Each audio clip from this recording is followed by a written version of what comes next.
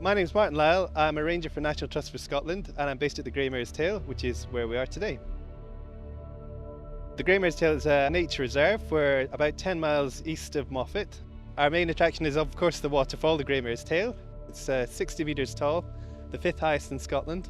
The reserve is 922 hectares in size. We're a part of the Southern Upland SSI because of the wide variety of habitats that we contain, from montane heath all the way down to low-level grassland. There is a lovely walk that takes you up to Loch Skeen, which is very picturesque. We also have a surrounding ring of hills including White Coomb, which is the highest part of Dumfriesshire.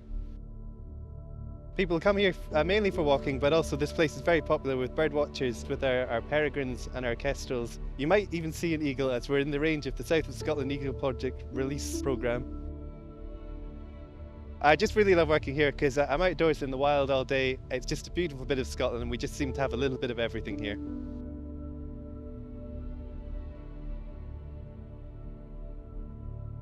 My name's Kieran Hatzel. I'm the head ranger here at Grey Mare's Tail Nature Reserve for the National Trust for Scotland. We're up here at Loch Skeen, the magnificent Loch Skeen. If you're lucky, on a beautiful calm day, you might get to see ospreys fishing in the loch. It's a lovely tranquil place to come and just take five, have your picnic and immerse yourself in nature.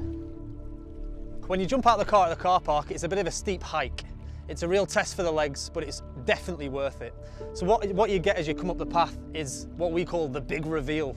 So you come round and the loch's completely hidden until you poke your head over the brow of the hill and wow, there it is right in front of you. It's absolutely stunning.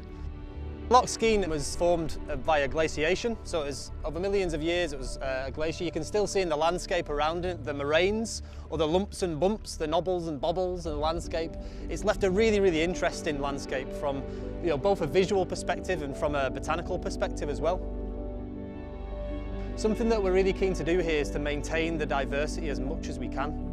The range of habitats is really special. So we've got montane heath, montane scrub, we've got blanket bog, we've got acid grasslands, and some of the plant life in there is beautiful and special.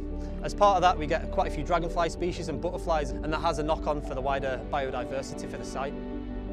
Something that we've done on our land as well in recent years is some peatland restoration. So what we've done is, through local contractors and stakeholders, we've managed to work as a team to reprofile those hags. So it's something we can do hopefully to really help sequester carbon, and it will also restore the habitat for a much wider range of species going forward.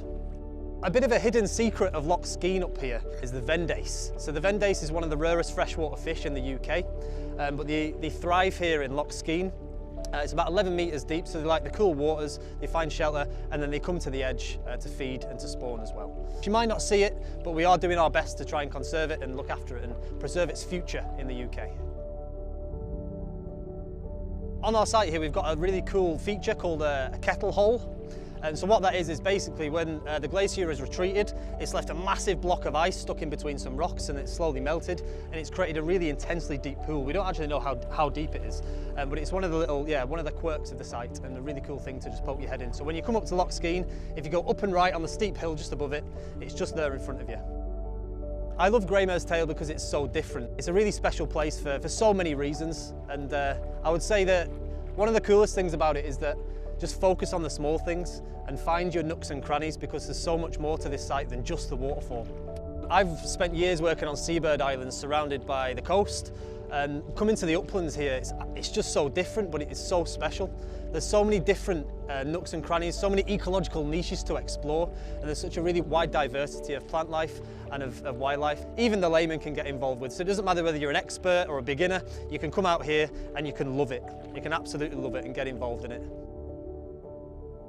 I really love the Grey Mare's Tail just because it's got everything, We've got our hills and our loch, our moorlands, we've got the amazing selection of wildlife. The waterfall itself is absolutely amazing. It's just got a really nice vibe. People should come and visit. It's great to experience the wildlife, just Scotland's amazing scenery, and just knowing that you're part of the National Trust for Scotland's plans to preserve it for future generations.